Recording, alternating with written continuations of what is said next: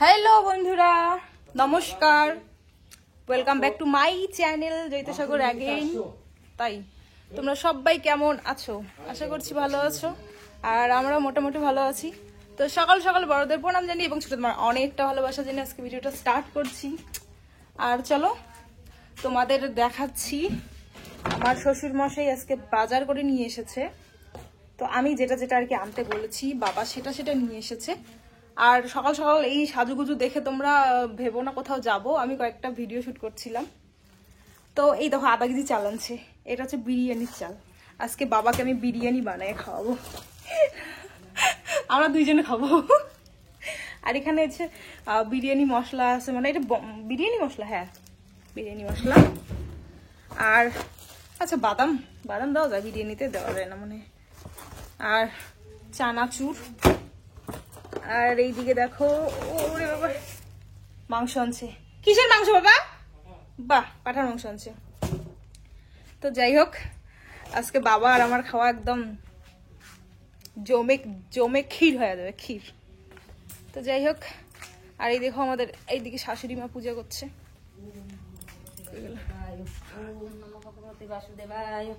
ওম নমো ভগবতে বাসুদেবায়। তো দেখো সকাল সকাল মা পুরো একদম উঠোন টুঠোন সব পরিষ্কার করে দিয়েছে। এখন পূজা করবে মা, আর আমি এখন ফ্রেশ সাইডের খুলে আর কি বিরিয়ানি বানাবো।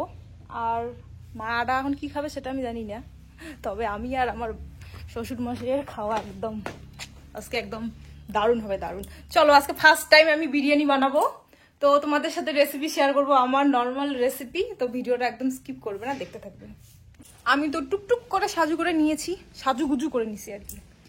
তো এখন হচ্ছে রান্নাঘরে ঢুকবো আমি, বাজে কিন্তু 11টা। হ্যাঁ, তো এখন থেকে আমি বিরিয়ানি রান্না করা স্টার্ট করব। বলতে এখন হচ্ছে মশলাপাতি কাটতে হবে, তারপর হচ্ছে চালটা সিদ্ধ করতে হবে, বিরিয়ানির মাংস রান্না করতে হবে, তারপরে ডিম সেদ্ধ করতে হবে, তারপরে তোমার মানে অনেক আর কি।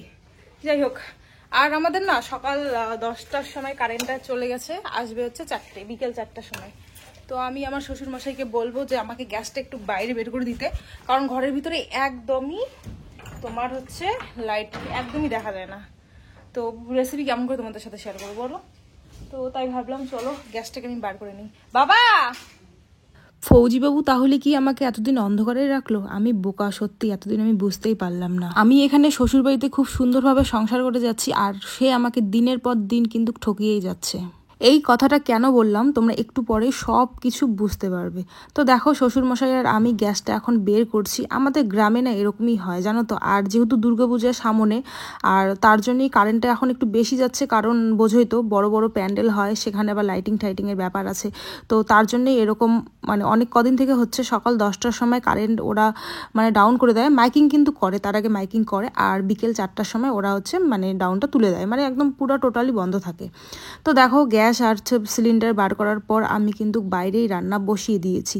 দেখো যেহেতু পাঁঠার মাংস, আর তার জন্য কিন্তু সবাই বিরিয়ানিটা খাবে আমাদের বাড়িতে। যেহেতু আমি আর আমার শ্বশুরমশাই মুরগির মাংস খাই, আর আমার ঠাকুমা শাশুড়ি আর কিন্তু আমার শাশুড়ি কিন্তু মুরগির মাংস খায় না। তার জন্য যদি মুরগির মাংস দিয়ে বিরিয়ানিটা বানাতাম তাহলে কিন্তু ওরা দুজন খেত না। তো যেহেতু আমরা মানে সবাই এখন খাবো পাঁঠার মাংস দিয়ে বিরিয়ানি, তো তার জন্যই হচ্ছে ভাবলাম তাহলে সবাই খাবে, ভালোই হবে আর কি। আর আমার কিন্তু শাশুড়ি মা সকালে সেদ্ধ ভাত করেছে। আর আমি কি করব বলো তো, মানে এক্সট্রা আর কি মাংস মানে কয়েক পিস রেখে আমি ভাবছি ওটাকে ঝোল করে রাখবো। যেহেতু ভাত করা হয়েছে, আবার বিরিয়ানি একটু করে খাবে, আর যদি কেউ ভাত খায় তাহলে ভাতও একটু করে খাবে। তো দেখো আমি সবার ফার্স্টে কি করে নিচ্ছি বলো তো, মাংসটাকে মেরিনেট করে নিচ্ছি। হ্যাঁ, আর যেহেতু ফ্রন্ট ক্যামেরা চলছে, আর তার জন্য কিন্তু ওই ডান হাত বা হাত বা হাত ডান হাত এভাবে কিন্তু দেখা যায়। আমার কিন্তু ভিডিও মানে ক্যামেরা ধরার কেউই নেই। আমি সব সময় আমি এতদিন থেকে যে ভিডিও করি আর কি, সবসময় কিন্তু আমি স্ট্যান্ডে ক্যামেরা রেখে তোমাদের সাথে ভিডিও শেয়ার করি। আর টুকটাক যখন আমার বোনেরা আসে বা তোমাদের দাদাভাই আসে, তখন আর কি ওরা একটু ক্যামেরা ধরে দেয়। তাছাড়া কিন্তু আমি কিন্তু সব সময় আমি নিজেই ফ্রন্ট ক্যামেরায় শ্যুট করি। হ্যাঁ, তো এখানে দেখো আদা, রসুন, পেঁয়াজ, লঙ্কার গুঁড়া, তারপরে হচ্ছে এখানে যদি তোমরা ধনিয়ার গুঁড়া দাও না তো আরও টেস্টি হয় মাংস। তো জিরার গুঁড়ার পরিবর্তে যদি ধনের গুঁড়া দাও, তো ধনিয়া পাতা ছিল না, গুঁড়া ছিল না, তার জন্য আমি জিরার গুঁড়োই দিছি। তো হলুদ সব কিছু দিয়ে কিন্তু তেল, তারপরে দই দিয়ে সব কিন্তু দেখো আমি মেরিনেট করছি। আর এভাবে কিন্তু মেরিনেট করার পর ভাবলাম যে আমি চলো এটাকে আধা ঘন্টা আর কি রেখে দিব। আর আধা ঘন্টা রাখবো কারণ আরও আমার অনেক কাজ আছে, অনেকগুলো কাপড় আমি ভিজিয়ে রেখেছি, তো সেগুলোও ধুতে হবে। তো তার জন্য ভাবলাম আধা ঘন্টা থাক। যদি তোমরা 1 ঘন্টা রাখো মাংসটাকে মেরিনেট করে, সত্যি কথা বলতে খুবই আর কি মাংসটা রসালো টাইপের হয়ে যায়। আর না যখন রান্না করবে দেখবে কালারটা একদম চেঞ্জ হবে।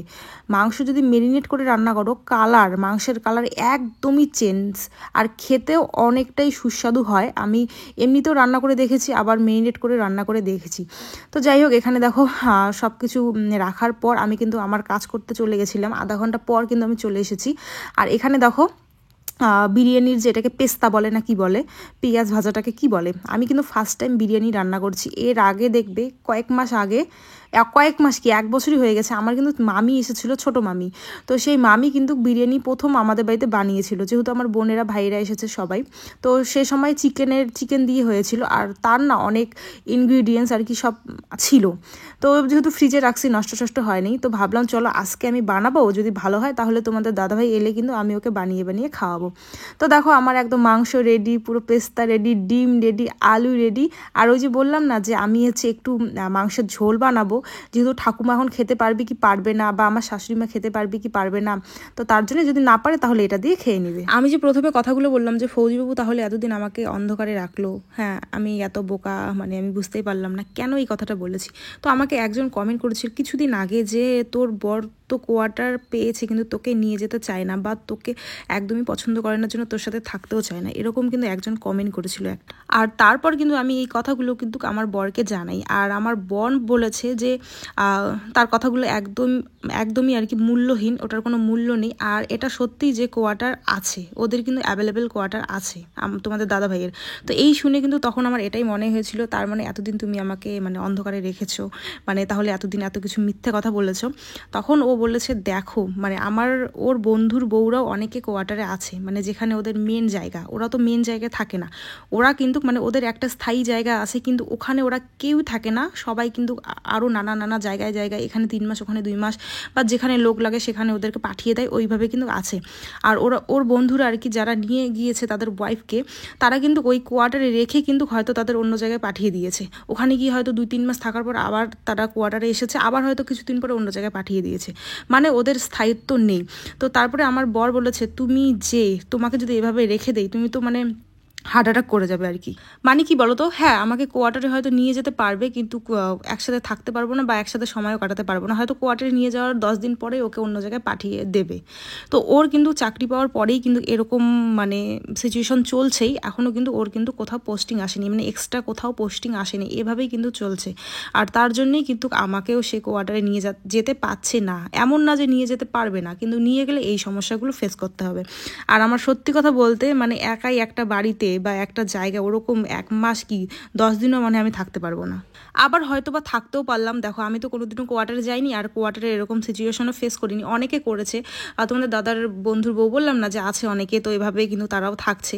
তো আমি তাই মানে ভাবি তারা কিভাবে আর কি পারছে। তবে আমি তারপরে মনে করলাম যে আমিও হয়তো বা যদি থাকতাম তাহলে আমিও হয়তো বা সেম পারতাম, কারণ ওই যে বলে না যে ফৌজির বউদের সাহসী অন্যরকম হয়, ওরা আস্তে আস্তে সব কিছুই শিখে যায়, কারণ তাদের লাইফটাই হচ্ছে খুবই কষ্টদায়ক। দেখো এমন করতে করতে কিন্তু আমাদের বিয়ের প্রায় 2 বছর হতে চললো, আর সে আমাকে কোয়ার্টারেও নিয়ে যেতে পারলো না। হ্যাঁ, আর তার মধ্যে তার পোস্টিংও আসার কোনো মানে ভূক্ষেপই নেই যে অন্য জায়গায় পোস্টিং আসবে। আর এভাবে কিন্তু ও অনেক জায়গা ঘুরে দেখেছে।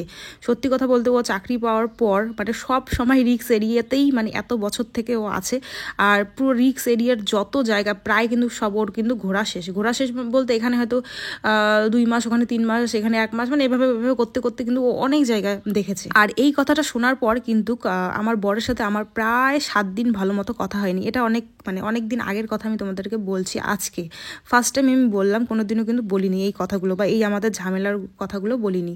তো যাই হোক, দেখা যাক এখন ভগবান আমাদের কবে কোয়ার্টারে লিখেছে, হয়তো বা খুবই তাড়াতাড়ি লিখেছে, হয়তো বা খুবই দেরিতে লিখেছে, কিন্তু ভগবান যখন চাইবে তখনই সেটা সম্ভব হবে। আর এই যে দেখো আমার বিরিয়ানি, তো বিরিয়ানি রেসিপি তোমরা তো সবাই জানো হয়তো বা। আর এই যে দেখো আমার ফাইনাল মানে লুক বেরিয়ে এসেছে। এত ভালো হয়েছে কি বলবো। আর শুধু আমি না, আমার কিন্তু একটা যা খেয়েছে, আমার একটা ননাস খেয়েছে, তারপরে তার ছেলে মানে ভাগনা খেয়েছে, আমার শ্বশুরমশাই খেয়েছে। তো সবাই বলেছে খুবই নাকি সুন্দর হয়েছে। আর তোমরাও দেখো তো, দেখে কি মনে হচ্ছে, ভালো হয়েছে না খারাপ হয়েছে দেখে অবশ্যই কমেন্ট করে জানাবে। আর নেক্সট টাইম তোমাদের দাদাভাই তো ছুটিতে বাড়িতে এলে আর কি অবশ্যই তাকে বানিয়ে খাওয়াবো, একদিন না 3-4 দিন। তো দেখো এখানে আধা কেজি চালের বিরিয়ানি, ভালোই লোক কিন্তু খাওয়া যায়। তো ভিডিওটা কেমন লাগলো অবশ্যই কমেন্ট করে জানাবে, ভালো লাগলে তো অবশ্যই একটা লাইক কমেন্ট এবং সাবস্ক্রাইব করে দিও।